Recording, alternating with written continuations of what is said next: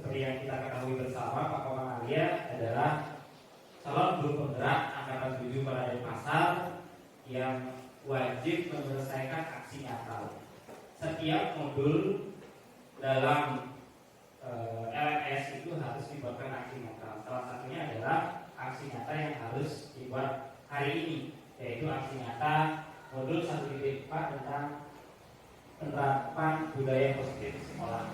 Nah, Bapak Ibu mohon kesediaan Bapak Ibu untuk mengikuti diseminasi ini dengan baik. Semoga apa yang disampaikan oleh Pak Komang Arya nanti bisa kita pahami bersama dan kita bisa melakukan di kelas masing-masing terkait dengan budaya positif. Apa sih sebenarnya budaya positif itu? Bagaimana sih implementasinya di kelas, implementasinya di sekolah kita? Jadi dengan diseminasi ini harapannya adalah ilmu yang Pak Komang pelajari itu bisa tersampaikan ke Bapak Ibu semua, sehingga bisa diketok tularkan apa yang didapat itu untuk bisa dilaksanakan di kelas ataupun di sekolah, sehingga nanti berdampak pada sekolah kita, berdampak pada anak-anak kita untuk menjadi lebih baik. Harapannya seperti itu. Untuk kegiatan hari ini sekali lagi mohon Bapak Ibu mengikuti dengan sepenuh hati, kehadirannya dengan sepenuh hati ada di ruangan ini, badan di ruangan ini, pemikiran juga ada di ruangan ini, fokus dalam sebidang ke depan ataupun lebih sedikit atau kali. Atau juga kita punya program Sabtu Berbagi ini kita manfaatkan sebaik-baiknya. Untuk waktu yang persilakan ke Pak Komang.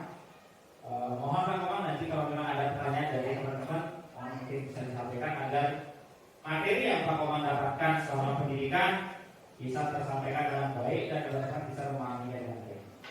Oke, untuk waktu yang persilakan. Terima kasih. Baik, terima kasih untuk kesempatannya kepala sekolah yang saya hormati, Bapak Ibu, guru dan pegawai SD Negeri 12 Mukti. Terima kasih sudah hadir pada pagi hari ini. Yang mengawali dengan pementasan Om Swastiastu. Assalamualaikum warahmatullahi wabarakatuh. Salam sejahtera untuk kita semua. Baik Bapak Ibu, tadi sudah disampaikan oleh orang kepala sekolah bahwasanya saya di sini mendapatkan tugas dari pendidikan calon guru penggerak, yaitu menyampaikan aksi nyata pada modul 1.4 dengan tema destinasi penerapan budaya positif. Namun Bapak Ibu, sebelum kita masuk, terlebih dahulu kita berdoa agar pada hari ini kita bisa mendapatkan manfaat dari materi yang akan saya sampaikan. Untuk itu, silakan Bapak Ibu duduk dengan baik. Kita akan mengambil sebentar. Berdoa untuk pelajaran masing-masing. Berdoa silakan.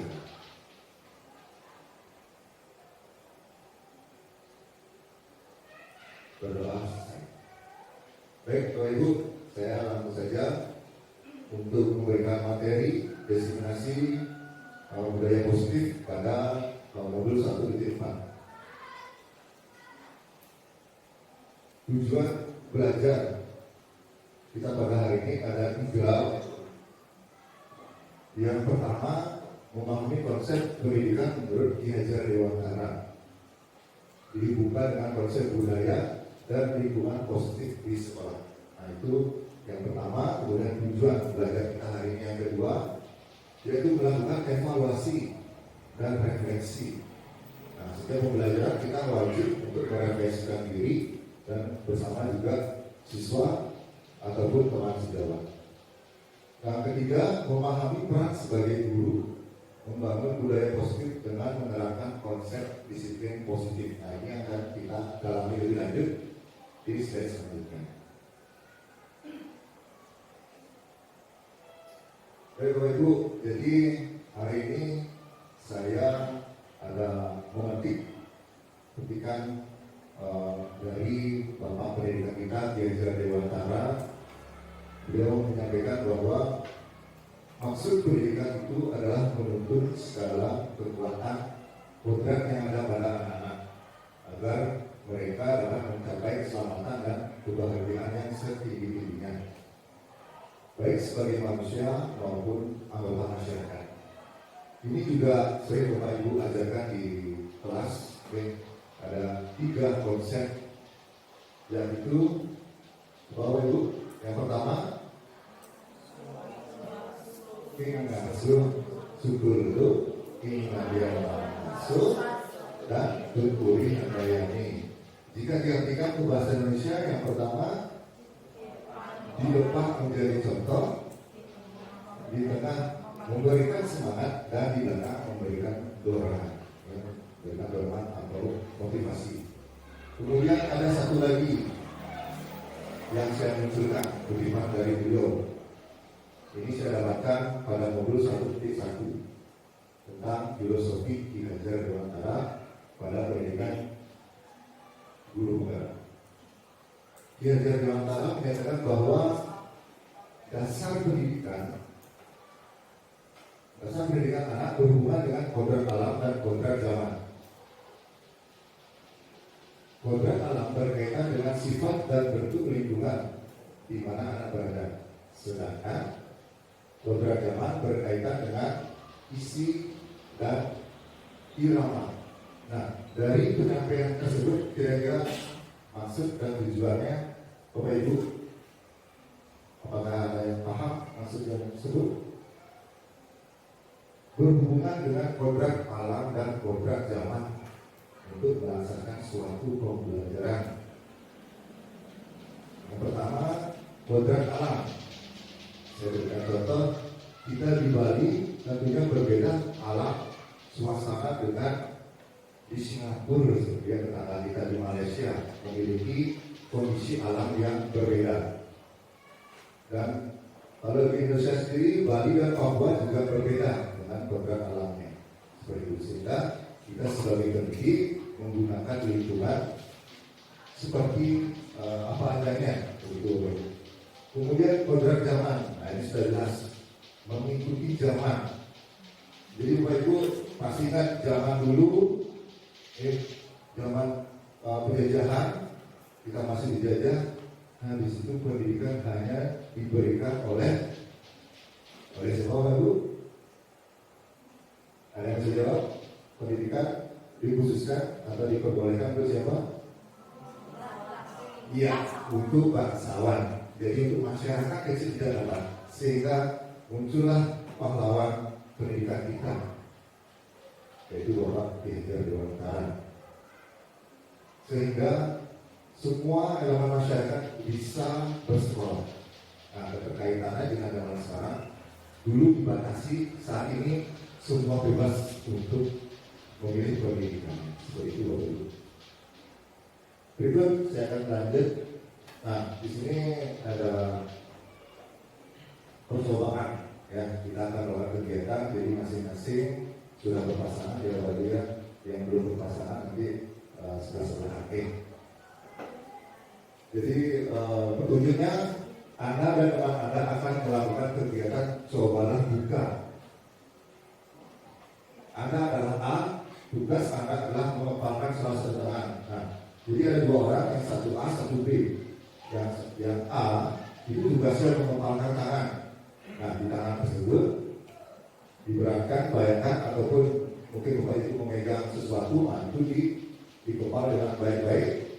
Kemudian yang B tugasnya adalah merayu. Bagaimana caranya supaya kepalan tangan itu yang ada di tangan itu bisa yang B ambil, seperti itu. Jadi saya berikan waktu 5 menit untuk Bapak Ibu saling bekerja sama, saling merayu. Ada yang juga memegang erat tangannya, pegangan tangannya. Saya berikan waktu 5 menit. Jadi di sini menggunakan konsep kontrol, Bapak Ibu. Bagaimana Bapak Ibu? Siap? Untuk Bapak? Baik, silakan Bapak Ibu berpasangan. 1 mengepal tangan, 1 merayu. Nah, di sini boleh menggunakan bukan, boleh menghakimi, mengintimidasi, mengintip, menggoda silakan, khusus nanti boleh membuka ya. Silakan.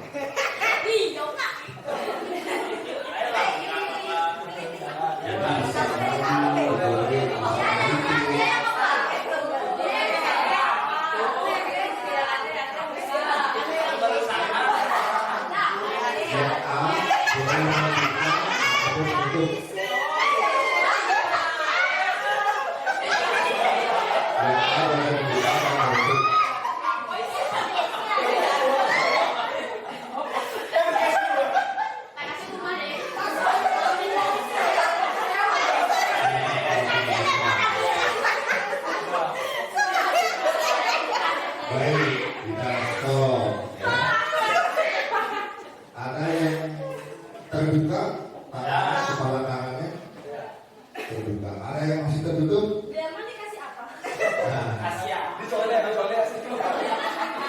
Ada yang masih tertutup? Biarman ada tekanan. Ada? Apa semua terbuka? Boleh Bu? Ada yang tertutup? Siapa yang tertutup? Ada.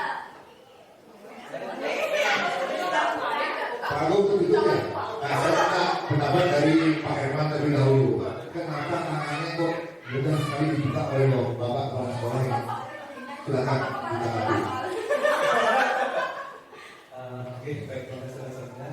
Tadi komunikasi ketika yang mengembangkan tangan. Nah, tadi kebetulan yang saya ajak Pak Besek mencoba yang pertama membeli titipan. Nah, terutama di bagian pinggangnya. Nah, itu yang menyebabkan dia nggak bisa mengontrol pikirannya. Yang kedua, dia juga diintimidasi. Nah, suruh terus ya. Kalau nggak mau dia bukan terpaksa, kehilangan kontrol, dengan kepala tangannya berkembang. Baik, terima kasih Pak Herman sudah memberikan pendapat. Sekarang saya minta pendapat ke Pak Agung. Kenapa tangannya terus dikepal? Kenapa lepas apa lagi yang biasanya mekanis? Baik, terima kasih. Kemudian di sini posisi saya sebagai B. Yang A adalah misalnya. Jadi sebagai D, mungkin saya berkomentar sedikit. Yang pertama adalah tentunya saya tidak bisa mengkritik misalnya.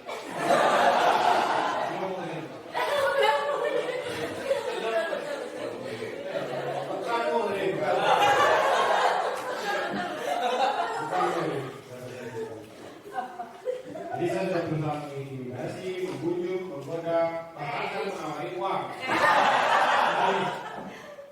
Mungkin bisa dijelaskan oleh Ibu. Terima kasih. Silakan Miss, diberikan kesempatan sama Pak Agung untuk menjelaskan kenapa tangannya dikepal terus. Sudah dikasih uang seperti itu, sudah dirayu, hanya saja memilih tak boleh gitu kan. Mungkin kalau bisa memilih mungkin sudah terlepas seperti itu. Silakan. Iya, mungkin alasannya tadi sampai hampir sama karena tadi Pak Agung tidak menggelitik saya karena alasan bukan brain. Jadi saya akhirnya saya menghindar, saya ke tempatnya Desi lagi. Gak tahu ya, ya nggak mau aja dibuka gitu tadi. Baik. Gitu. Jadi kesimpulannya Bapak Ibu untuk membuka atau menutup itu kembali lagi ke personel sendiri, ke pribadi sendiri. Membuka dan menutup itu hak Bapak Ibu sekalian. Gitu. Namun harus mempunyai alasan tertentu. Jangan sampai ditutup tapi tidak memberikan alasan yang pasti. Kemudian kenapa harus dibuka? Nah, Bapak Ibu juga harus memberikan alasan yang logis seperti itu, Bapak Ibu. Oke, ini ke sedikit kegiatan berikut. Kita akan mempelajari sedikit tentang teori-teori Bapak Ibu. Semoga Bapak Ibu tidak bosan ya. Baik. Ini teori dari psikiater dan pendidik Dr. William Glasser. Mudah-mudahan saya tidak salah sebut karena bahasa Inggris saya cukup baik. Dalam kontrol teori yang kemudian hari berkembang dan dinamika, kemudian disebut dengan choice theory, meluruskan beberapa mikrosepsi tentang makna kontrol. Nah, hari ini kita mempelajari kontrol pada diri kita sendiri. Kemudian ilusi guru mengontrol murid. Pada dasarnya kita tidak dapat memaksa murid untuk berbuat sesuatu jikalau murid tersebut memilih untuk tidak melakukannya. Kemudian, walaupun tampaknya guru sedang mengontrol perilaku murid, hal demikian terjadi karena murid sedang tidak mengizinkan dirinya dikontrol. Dari sana, kira-kira sering Bapak Ibu dapatkan banyak siswa yang tidak terkontrol atau beberapa siswa yang terkontrol pernah mengalami. Baik, jadi kalau ada siswa yang seperti itu, berarti siswa itu sedang melakukan kegiatan yang seperti ini. Jadi memilih dirinya untuk tidak mengikuti apa kegiatan dari Bapak Ibu gurunya. Kemudian teori kontrol yang menyatakan bahwa semua perilaku memiliki tujuan, bahkan terhadap perilaku yang tidak disukai. Ini adalah teori baru. Ini teori yang kedua. Ilusi bahwa semua penguatan positif, efektif dan bermanfaat. Penguatan positif atau rujukan adalah bentuk-bentuk kontrol. Tadi Bapak Ibu sudah melakukan rujukan sehingga rekan Bapak Ibu bisa membuka ataupun mungkin tidak bisa membukanya. Segala usaha untuk mempengaruhi murid agar mengulangi suatu perilaku tertentu adalah suatu usaha untuk mengontrol murid tersebut. Baik Bapak Ibu, kita lanjut di bagian selanjutnya, yaitu bagaimana seseorang bisa berubah dari paradigma stimulus respon kepada pendekatan teori kontrol. Stephen Covey menyatakan bahwa bila kita ingin membuat kemajuan perlahan, sedikit-sedikit ubahlah sikap atau perilaku Anda. Namun bila kita ingin perbaiki cara-cara lama kita, maka kita perlu mengubah kerangka acuan kita.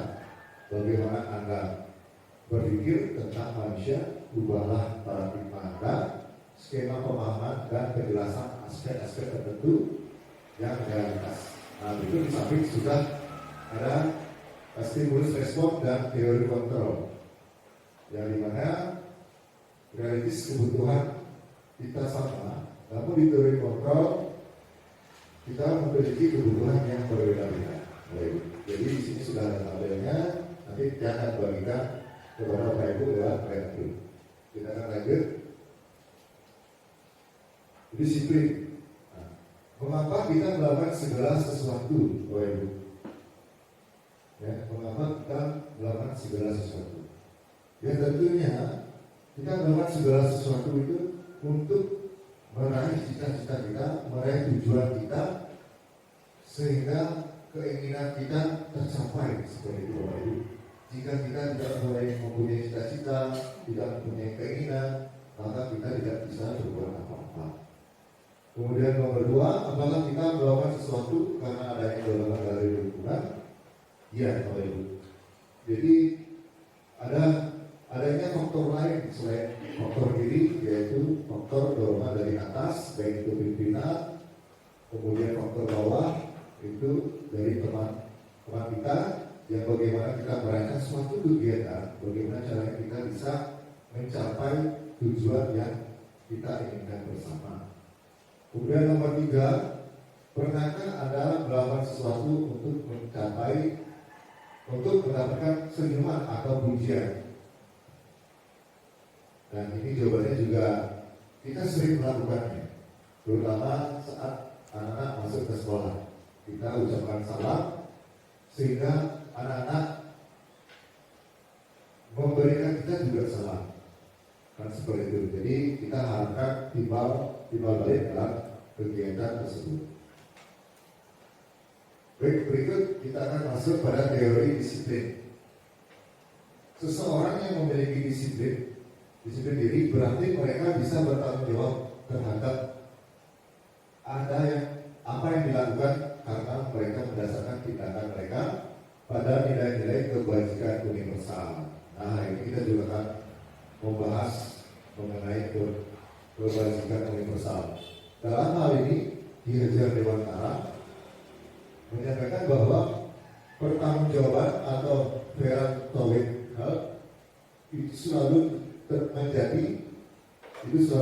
menjadi sisihannya hak atau kewajiban dari seseorang yang pegang kekuasaan atau pimpinan dalam umumnya. Adapun artinya tidak lain orang lain harus mempertanggungjawabkan dirinya serta tertibnya laku diri dari segala hak dan kewajiban. Nah, dari pernyataan Ki Hajar Dewantara ini saya sudah simpulkan di bagian bawah, yaitu sebagai pendidik tujuan kita adalah menciptakan anak-anak yang memiliki disiplin sehingga mereka bisa berperilaku dengan mengacu pada nilai-nilai kebajikan yang universal dan memiliki motivasi prinsip bukan ekspresi. Bapak Ibu, saya ingatkan bahwa prinsip itu dalam diri dan ekspresi itu pengaruhnya dari luar. Berikut nilai-nilai kebajikan universal. Nilai-nilai kebajikan universal ini sudah tertuang dalam profil belajar Pancasila yang juga sudah kita terapkan di sekolah SD 12 lanjutan. Jadi yang berisikan beriman, bertakwa kepada Tuhan Yang Maha Esa dan berakhlak mulia. Yang kedua, mandiri, bernalar kritis, berkebinekaan global, bergotong royong, dan kreatif. Berikut saya tampilkan nilai-nilai kebajikan universal. Nilai kebajikan rajin, integritas, rasa hormat. Nah, ini turunannya ke bawah. Contoh rajin berarti dia anak tersebut berani, kesatuan, kreatif, semangat, kedermawanan, kejujuran, harga diri, rendah hati. Nah, slide ini nanti akan saya bagikan ke Bapak Ibu sehingga bisa Bapak Ibu pelajari. Berikut muncul lagi Mr. Big, Bapak Ibu. Jadi apa motivasi Bapak Ibu datang ke sekolah tepat waktu? Nah, ini mohon bantuannya untuk menjawabnya. Silakan bagi Bapak Ibu yang bisa membantu saya.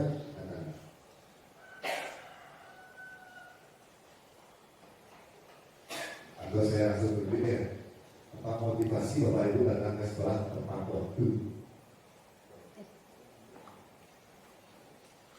Terima kasih Pak Paman. Apa motivasi Bapak Ibu datang ke sekolah tepat waktu? Kalau motivasi dia sendiri untuk datang tepat waktu. Yang pertama karena yang adalah sekolah-sekolah. Jadi yang wajib memberi contoh datang setidaknya sebelum bel berbunyi. Itu motivasi yang pertama. Yang kedua, motivasi yang kedua adalah saya merasa harus membayar apa yang saya dapatkan menjadi hak saya dibayar dengan kewajiban. Kewajibannya adalah datang tepat waktu. Jadi menurut dia apa yang memotivasi dia datang tepat waktu ya karena dia merasa digaji oleh pemerintah, jadi dia harus datang tepat waktu. Yang lainnya adalah karena dia sekolah-sekolah, jadi dia wajib juga memberi contoh kepada teman-teman di sekolah. Seperti itu Pak Maman. Mungkin teman-teman yang lain punya jawaban yang beragam, Pak Maman bisa ditanyakan. Baik, terima kasih Pak Adik. Berikut teman-teman yang lain, silakan. Ini pertanyaannya pendek, namun jawabannya banyak. Silakan. Atau saya tunjuk langsung ini.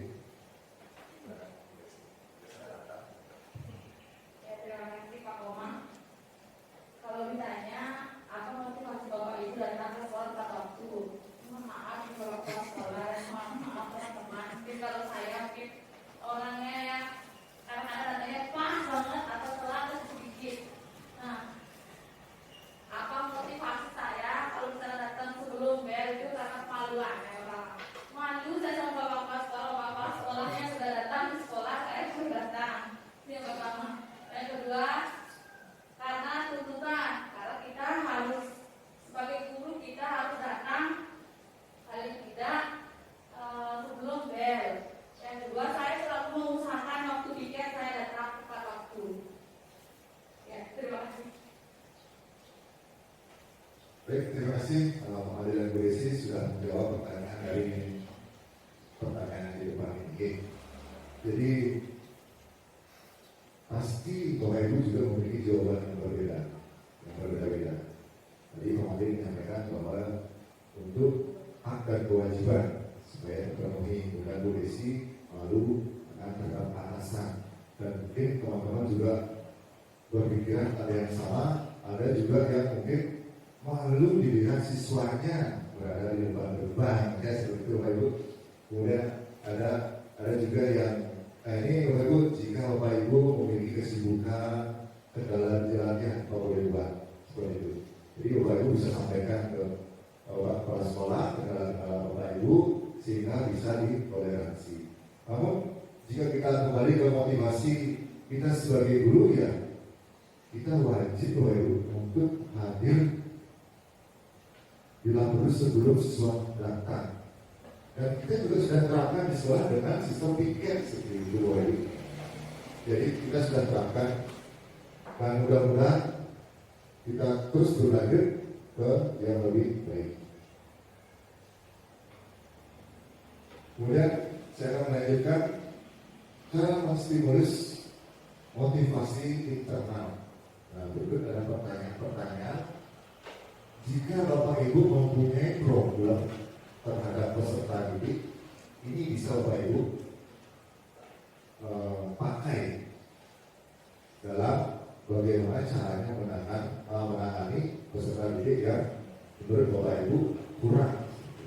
Yang pertama pertanyaannya, apa nilai yang diyakini di keluargamu? Dari pertanyaan ini cukup luas Bapak Ibu, jadi peserta didik bisa menjawab apa saja. Bisa tentang apa yang disampaikan, bisa kedisiplinan yang disampaikan. Kalau saya tidak bangun pagi, saya akan dimarahi. Bisa saja seperti itu. Kemudian kedua, nilai baik apa yang kamu beri saya? Kalau Bapak Ibu bertanya kepada siswa, saya yakin siswa akan menjawab. Apalagi hal yang ditanyakan adalah hal yang baik. Seperti itu. Kemudian yang ketiga, apa respon dari luar jika kamu berperilaku sesuai nilai-nilai yang kamu percaya? Apa respon dari luar? Contohnya saja, misalkan dari yang nomor dua, hal yang baik, saya senang untuk bersih-bersih. Kemudian yang ketiga, responnya dari teman-teman bisa saja apa Ibu? Respon dari teman-teman yang bisa saja mengapresiasi peserta didik kita. Wah, kamu rajin sekali, seperti itu. Bisa juga menjadi contoh. Kemudian yang keempat, apabila kamu melakukan sesuatu karena nilai-nilai yang kamu yakini, apakah akan membuatmu merasa puas, nyaman, dan senang? Jadi peserta didik tersebut sudah tahu hal yang baik, kemudian dilakukan, kemudian dia merasa puas, nyaman, dan senang untuk melakukan hal tersebut. Seperti itu, tidak. Jadi tidak mungkin setelah kita melakukan perbuatan baik kita merasa was-was, kita merasa bersalah, seperti itu. Kemudian berikut, apa yang membuat melakukan sesuatu hal? Jadi ditanya ini, diinterogasi, apa yang membuat melakukan hal tersebut? Nah, jadi peserta didik pasti juga akan menjawab hal yang berdasarkan saya membuat sesuatu tersebut. Ini Bapak Ibu, ini Bu, seperti itu. Dan contoh kecil saja, misalkan ada suatu pertikaian di antara siswa, pasti ada alasannya kenapa bisa bertengkar. Nah, disitulah kita sebagai guru, bagaimana caranya kita untuk meminimalisir hal tersebut. Kemudian kamu ini menjadi orang seperti apa? Ini bisa juga sebagai pertanyaan tematik. Kemudian apa tujuan pribadi yang ingin dicapai dan belajar atau mengerjakan sesuatu. Jadi bisa disampaikan kepada seadanya, kamu datang ke sekolah ingin apa? Apa yang diinginkan? Tujuanmu apa? Seperti itu. sehingga peserta didik akan mengingat kembali akan perkataan ibu bapak gurunya ataupun orang tuanya di rumah. Oh, ya saya ingat dulu saya disuruh ke sekolah atau saya ke sekolah untuk belajar menuntut ilmu seperti itu. Berikut ada teori hukuman dan konsekuensi. Hukuman dan konsekuensi tentunya berbeda. Jika hukuman, siswa akan merasakan bersalah. Kemudian di posisi guru, jika kita menerapkan konsekuensi, kita sebagai pemantau. Kemudian hukuman yang kedua ditentukan sepihak oleh guru. Kemudian jika konsekuensi, ini adalah kesepakatan antara guru dan murid. Yang nomor tiga, tidak ada korelasi logis antara kesalahan dan bentuk sanksi. Ini sering terjadi. Mudah-mudahan tidak ada di sekolah kita ya. Mudah-mudahan sudah meminimalisir. Contoh kecil, ya saya mengajar olahraga. Ini saya rasa ada korelasinya loh dulu. Ada korelasinya.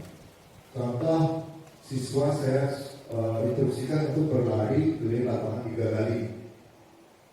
Ternyata siswa itu berbohong, dia hanya berlari 2 kali. Ya, kemudian saya berikan sanksi. Sanksinya adalah push up. Korelasi push up dengan olahraga masih tidak jauh. Yang jauh itu Bapak Ibu, kita di kelas mengajar anak tidak membawa PR, peserta didik disuruh mencuci atau bersihkan toilet. Nah itu korelasinya tidak ada. Seperti itu. Jadi kita harus meminimalisir hal tersebut. Kemudian ada korelasi logis karena disepakati bersama. Ini konsekuensi. Jadi kita jika membuat suatu konsekuensi terhadap siswa dan disetujui oleh siswa, nah ini cukup logis karena sudah disepakati oleh semuanya. Kita masuk ke teori restitusi. Ini teori terakhir dulu. Apa itu restitusi? Restitusi adalah proses menciptakan kondisi bagi murid untuk memperbaiki kesalahan mereka, sehingga mereka bisa kembali pada kelompok mereka dengan karakter yang lebih kuat. Nah ini dikutip dari dosen tahun 2004. Jadi selain ada hukuman, ada konsekuensi, juga ada restitusi. Restitusi bukan untuk menebus kesalahan, namun untuk sebagai bahan belajar dari kesalahan. Restitusi memperbaiki hubungan. Restitusi adalah tawaran, bukan paksaan. Restitusi menuntut untuk melihat ke dalam diri. Restitusi mencari kebutuhan dasar yang mendasari tindakan peserta didik. Jadi fungsi dari restitusi ini yaitu mendalam ke diri peserta didik. Nah, ada beberapa pertanyaan penetik yang bisa kita sampaikan sehingga peserta didik bisa berpikir lebih dalam lagi untuk kebaikannya, untuk menjalankan hal-hal positif. 5 kebutuhan dasar manusia: bertahan hidup, kesenangan, cinta dan kasih sayang, penguasaan dan kebebasan. Jadi kita lihat sekilas ini karena kalau dijelaskan ini tentunya Bapak Ibu sudah paham tentang bertahan hidup. Kita perlu bertahan hidup. Cara-cara bertahan hidup seperti kita bekerja, kita mencari nafkah untuk keluarga kita, kemudian setelah itu kesenangan kita juga harus terpenuhi, kasih sayang kita bersama orang-orang terkasih, kemudian penguasaan diri kita juga tidak mau diatur oleh orang lain. Jadi kita tidak mau diatur penuh oleh orang lain, sehingga kita juga harus menguasai diri kita sendiri. Yang terakhir adalah kebebasan. Jadi bebas berkarya, bebas mengekspresikan diri.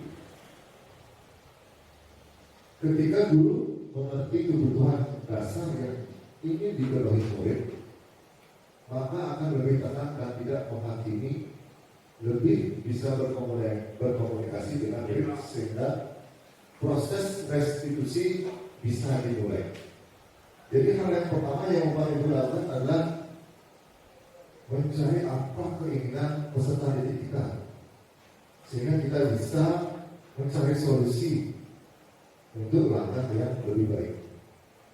Restitusi dapat menenangkan rasa percaya, memberikan ruang diskusi dan refleksi bagi murid untuk menemukan solusi dari masalah mereka. Nah, ini tugas guru dan juga tentunya tugas orang tua untuk mendampingi siswa tersebut dalam menyelesaikan suatu masalah yang dialami oleh peserta didik.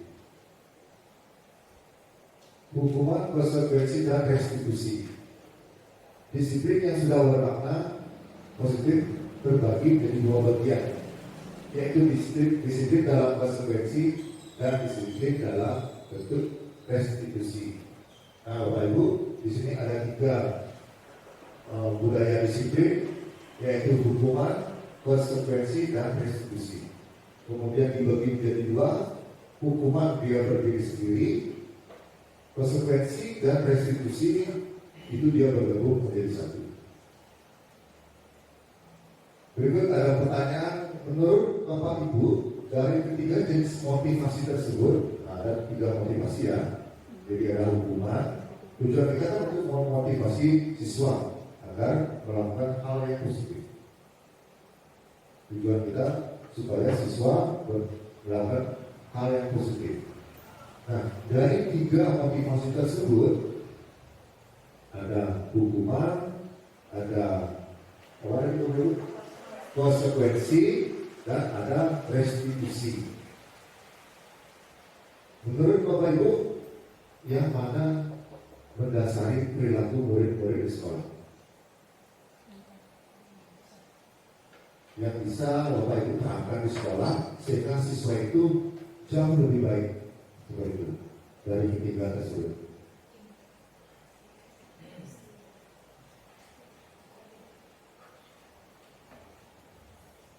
Ya, gimana Ibu?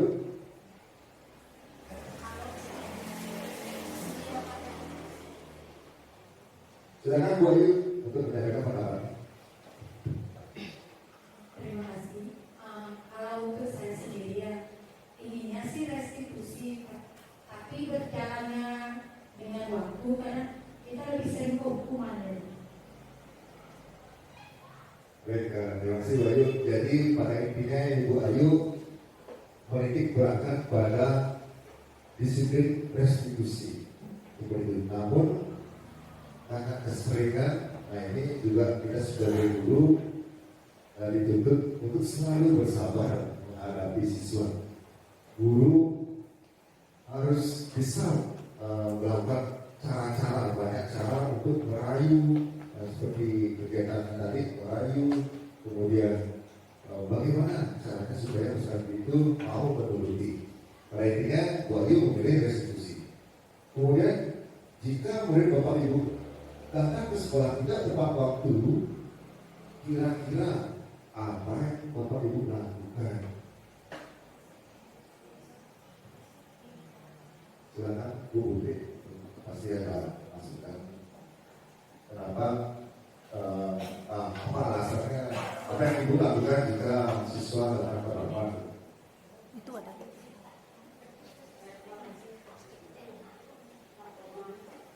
Menurut dia, murid-murid yang datang ke rapat itu diberi dia sanksi untuk membersihkan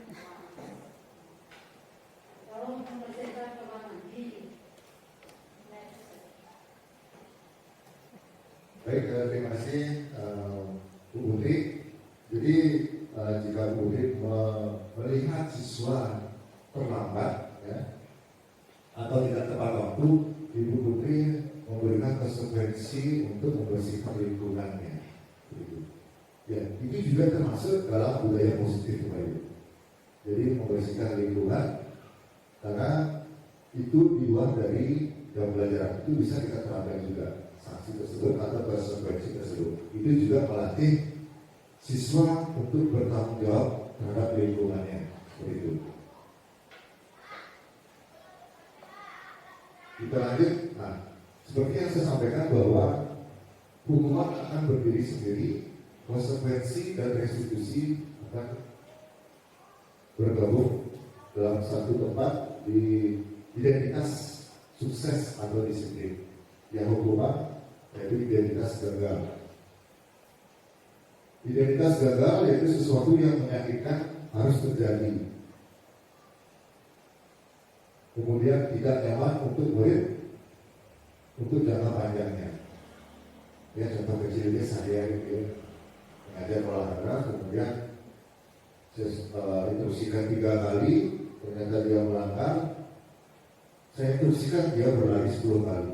Nah, itu bukan membuat peserta itu akan lebih baik, namun bakal lebih ke arah yang negatif atau gagal kita sebagai guru mendidik siswa ke hal yang positif. Kemudian murid atau anak akan tersakiti. Jadi siswa yang saya berikan hukuman tersebut pasti akan istilahnya memblacklist guru ini.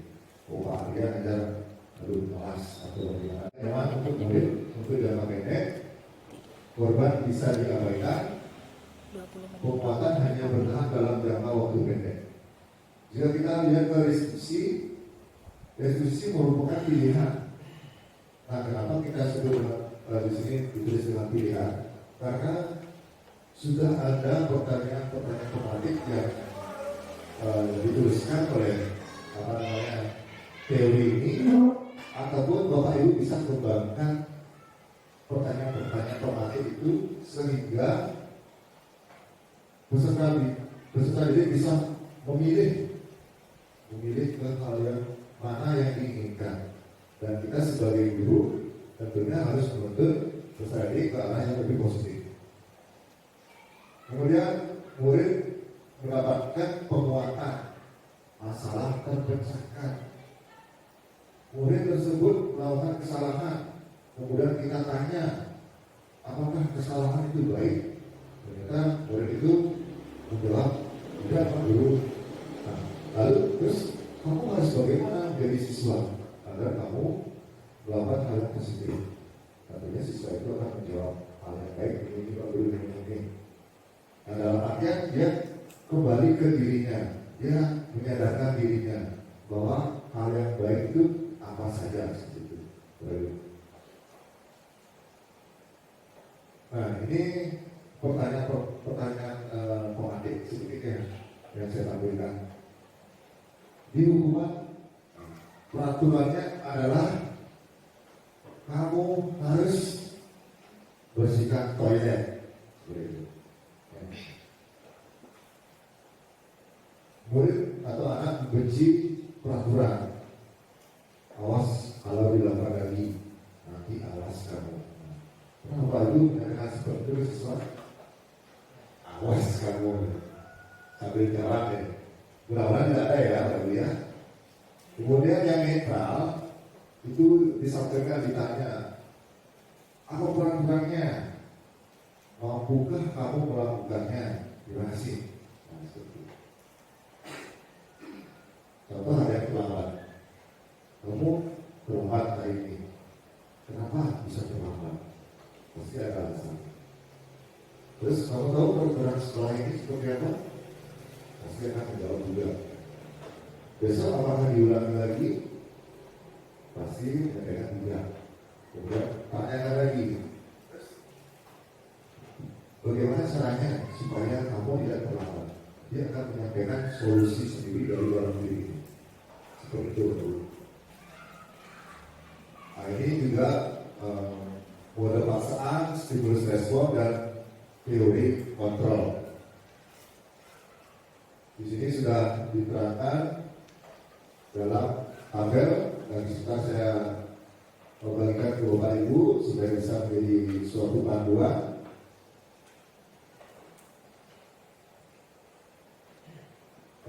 Bapak Ibu, dari teori kontrol tersebut, ini saya sudah menerapkan, ini karena saya ikut pendidikan guru penggerak, baru saya menerapkan kepada terus terang saja.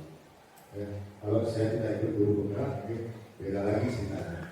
Sehingga karena saya ikut guru penggerak, ya bisa dikatakan lebih disiplin, lebih sikap perilaku saya ya ke arah yang lebih baik, lebih bertanggung jawab.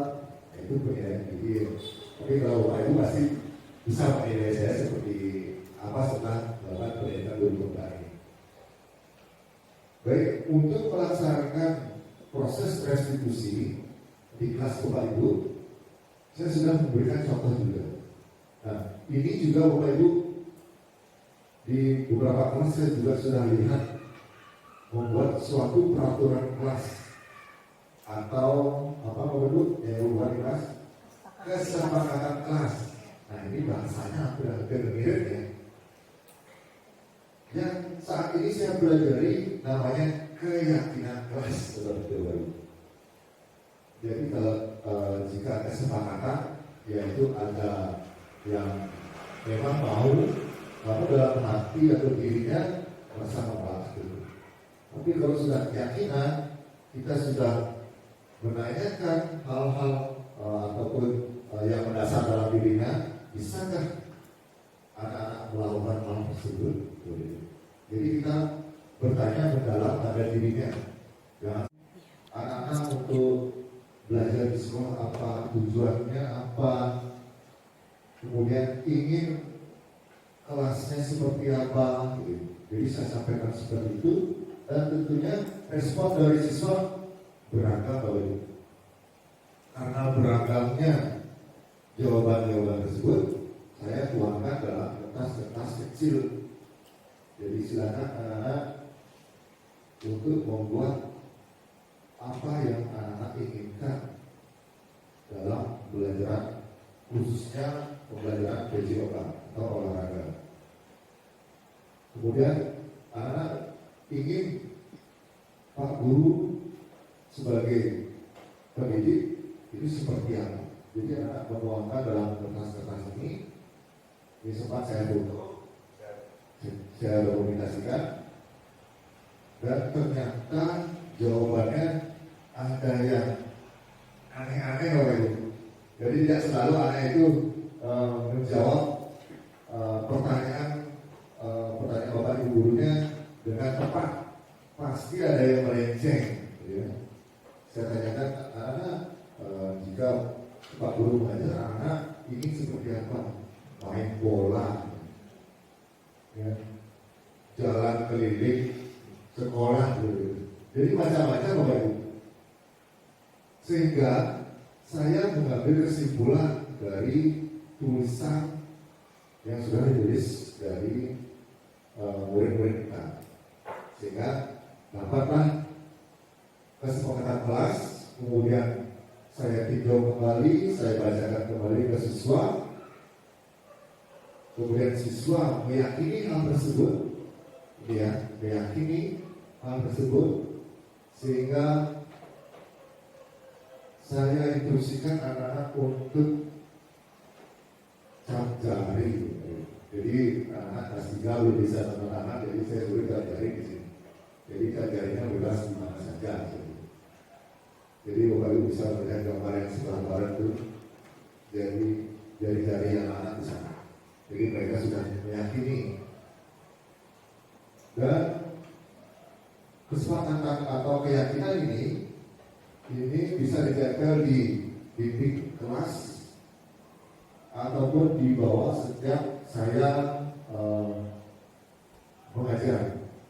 Jadi setiap saya mengajar PJOK, saya membawa keyakinan kelas, bisa saya bacakan terlebih dahulu untuk mengingat kembali. Jika terus itu diingatkan, tentunya peserta didik akan selalu ingat begitu. Ini proses dari penanganan, kemudian cap jarinya pun bebas karena saya membebaskan berekspresi siswa. Jadi bukan hanya cap jempol aja, saya jari yang mana saja yang anak-anak inginkan. Kemudian setelah itu saya jelaskan kembali keyakinan kelas ini. Kemudian kita melakukan doa bersama agar keyakinan kelas ini bisa kita jalankan dengan sebaik-baiknya. Jadi Bapak Ibu, inilah budaya positif yang saya terapkan di sekolah. Salah satunya. Oke.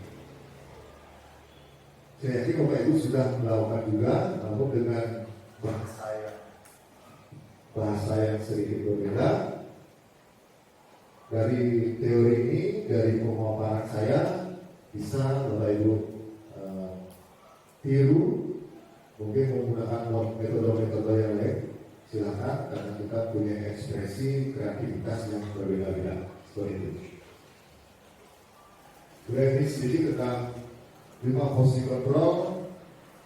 Jadi Bapak Ibu bisa membacanya nanti, yaitu ada motivasi dari guru berbuat, guru berkata, kemudian hasilnya seperti apa, kaitannya dengan dunia, kemudian murid berkata apa, kemudian dampak pada siswa atau murid itu sendiri. Segitiga restitusi. Nah, tadi ada 3 nih, ada 3 kedisiplinan, yaitu hukuman, kemudian konsekuensi dan restitusi. Nah, restitusi di sini tergambarkan segitiga restitusi. Yang pertama, jika ada problem, kita harus menstabilkan identitas. Menstabilkan identitas dengan kelas peserta tersebut, kemudian validasi tindakan yang salah. Jadi tindakannya yang salah yang benar. Sehingga Bapak Ibu juga mendampingi siswa itu untuk menggiring pertanyaan-pertanyaan sehingga siswa itu mampu memberikan pertanyaan yang positif, Bapak Ibu. Nah, di sini ada pertanyaan, kamu tentu punya alasan kan? Kenapa berbuat hal tersebut? Adakah cara yang lebih efektif untuk mendapatkan apa yang kamu butuhkan? Kemudian keyakinan kelas, apa yang kalian disepakati? Kamu ingin menjadi orang-orang yang seperti apa? Nah, ini dilakukan bukan langsung semua siswa. Jika Bapak Ibu menyampaikan pertanyaan ini ke semua siswa, mungkin jawabannya itu sudah kesana kemari. Nah, pertanyaan-pertanyaan ini kita tanyakan kepada peserta didik yang menurut Bapak Ibu peserta didik itu kurang. Jadi secara person untuk bertanya, sehingga peserta didik itu bisa konsentrasi. Jadi peserta didik itu bisa konsentrasi untuk menjawab pertanyaan tersebut. Sehingga Bapak Ibu, dari penyampaian saya hari ini, dari penyampaian aksi nyata modul 1 ini tentang destinasi penerapan budaya positif. Mudah-mudahan apa yang saya sampaikan bisa bermanfaat dan mudah-mudahan juga bisa dipahami jika ini positif. Kemudian kita akan lanjut di sesi pertanyaan. Jika Bapak Ibu mungkin kurang jelas, ingin menanyakan sesuatu, saya persilakan. Terima kasih saja untuk teman-teman semua. Pak Komang sudah mendapatkan ilmu yang luar biasa, yang banyak sekali di pendidikan guru penggerak. Yang berharap teman-teman yang lain ikut dalam pergerakan itu, ikut dengan Pak Komang Arya. Yang berharap sekali teman-teman itu bisa berjalan bersama di pendidikan guru penggerak, sehingga akan memiliki pemahaman yang sama. Kemudian penguatan yang ingin saya sampaikan terkait dengan hukuman, konsekuensi, dan restitusi. Bapak Ibu dan teman-teman semua, apa yang disampaikan Pak Komang melalui teorinya tadi itu sangat tepat sekali. mungkin di antara kita masih mengedepankan hukuman dalam kegiatan pembelajaran di kelas. Mohon dipahami Bapak Ibu, untuk saat ini hukuman itu sudah dianggap salah, atau bila perlu kita tidak laksanakan dalam proses pembelajaran. Hukuman itu tempatnya bukan di sekolah. Hukuman mungkin berlaku pada institusi struktural, itu masih bisa diterapkan. Misalnya di perkantoran, itu hukumannya bisa dengan pemecatan, itu kan hukuman. Tetapi untuk di sekolah, hukuman itu tidak bisa dilakukan. Jadi kita punya pilihan konsekuensi dan restitusi. Konsekuensi itu, Bapak Ibu kan sebelumnya sudah membuat kesepakatan kelas, dan saat ini di Pertigaan Guru Federal yang angkatan 5 ke atas itu kesepakatan kelas namanya keyakinan kelas. Memang sih ada beberapa persamaan dan beberapa perbedaan. Nah saat ini yang dijelaskan oleh Pak Komar namanya keyakinan kelas. Nah oleh apa sih perbedaannya sudah disampaikan tadi oleh Pak Komar. Ada hal-hal positif yang diyakini oleh anak-anak, bukan hanya berdasarkan pada sebuah bahasa kesepakatan, tetapi hal-hal yang diyakini sebagai suatu kebenaran. Itu yang menyebabkan kenapa kata kesepakatan kelas berubah menjadi keyakinan kelas. Nah seperti yang saya sampaikan tadi, sekarang kita sebagai guru punya dua pilihan: memberikan konsekuensi dari apa yang dilakukan berdasarkan kesepakatan kelas yang sudah dibuat, ataupun melakukan restitusi. Yang pertama, untuk konsekuensi, teman-teman Bapak Ibu sudah membuat kesepakatan kelas. Di kesepakatan kelas itu, teman-teman sudah tertuang hal-hal yang boleh dilakukan ataupun yang tidak boleh dilakukan. Misalnya tiket, melaksanakan tugas tiketnya, tidak membuang sampah sembarangan, tidak ribut pada saat belajar, itu kesepakatan kelas. Nah konsekuensi yang bisa diberikan atas kesepakatan itu bukan berupa hukuman, tapi konsekuensi atas pelanggaran dari kesepakatan yang dibuat. Itu namanya konsekuensi. Jadi bukan hukuman. Jadi Bapak Ibu, teman-teman punya kesempatan memberikan konsekuensi kepada anak-anak berdasarkan kesepakatan yang sudah dibuat, tidak berdasarkan pada keputusan sepihak guru tersebut. Kalau keputusan sepihak hukuman namanya. Jadi atas konsekuensi terhadap pelanggaran atas kesepakatan yang dibuat, itu konsekuensi. Kemudian restitusi itu yang diharapkan dilakukan. Jadi kita sebagai guru diharapkan melaksanakan restitusi itu. Jika menemukan anak-anak bermasalah, lakukanlah restitusi, bukan memberikan hukuman ataupun konsekuensi, tapi restitusi. Restitusi itu mengarah kepada pendekatan kepada anak-anak sehingga dia mampu menyadari kesalahannya dan berubah untuk tidak melaksanakannya. Kalau konsekuensi dan hukuman kan sifatnya sementara. Jadi ketika hukuman itu dilaksanakan, ya mereka merasakan dirinya salah, tapi sudah lewat ya lupa. Tapi restitusi ini diharapkan masuk ke dalam hati anak-anak sehingga anak-anak bisa memahami bahwa posisinya salah, sehingga apa yang dilakukan salah untuk kedepannya tidak dilakukan. Seperti itu penguatan yang mungkin ya, mudah-mudahan desimasi ini bisa membawa dampak positif pada sekolah kita. Terima kasih. Berikutnya sesi pertanyaan, silakan Bapak Ibu yang ingin bertanya silakan angkat tangannya. Baik Bu Ida, saya persilakan waktu untuk bertanya. Terima kasih Pak Komang. Di sini saya ingin bertanya, bagaimana cara kita sebagai seorang guru untuk menumbuhkan motivasi siswa agar dia tidak mengulangi lagi kesalahan yang sama. Memang saya menyadari bahwa baiknya sebagai seorang guru kita memberikan restitusi, bukan hukuman dan konsekuensi. Tapi kadang-kala ada beberapa siswa yang tidak mau menyadari, tidak sadar akan kesalahannya. Nah, bagaimana caranya agar tumbuh dalam dirinya motivasi untuk tidak mengulangi lagi? Bahwa dari pertanyaan tersebut, jadi kita bisa menerapkan segitiga restitusi yang sudah kita bahas, yang barusan saya bahas. yaitu kita mempertanyakan yang awalnya itu menstabilkan identitas. Jadi menstabilkan identitas itu mencari akar permasalahannya terlebih dahulu. Setelah kita mengetahui akar permasalahannya, kita melakukan pertanyaan agar kembali siswa itu mengingat keyakinannya di kelas. Setelah itu kita validasi tindakan yang salah. Kemudian saya yakin peserta itu akan menjawab bagaimana caranya memecahkan masalah tersebut.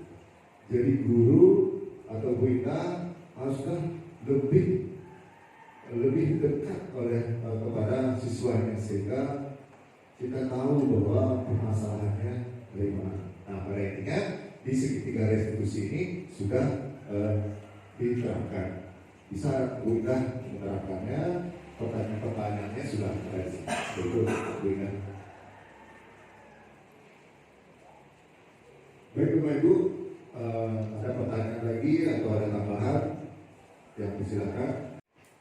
Baik, Bapak Ibu, jika tidak ada pertanyaan lagi, saya ucapkan terima kasih untuk kehadiran Bapak Ibu sudah mau mendengarkan kegiatan saya hari ini. Mudah-mudahan kegiatan kita hari ini bermanfaat dan kedepannya sekolah kita menggunakan budaya positif. Demikian Bapak Ibu yang saya sampaikan. Saya tutup dengan para santi. Om santi santi santi.